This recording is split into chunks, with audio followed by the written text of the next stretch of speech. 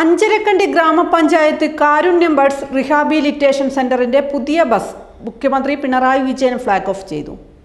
വാഹനത്തിന്റെ താക്കോൽ മുഖ്യമന്ത്രിയിൽ നിന്നും അഞ്ചരക്കണ്ടി ഗ്രാമപഞ്ചായത്ത് പ്രസിഡന്റ് KP ലോഹിതാക്ഷൻ ഏറ്റുവാങ്ങി.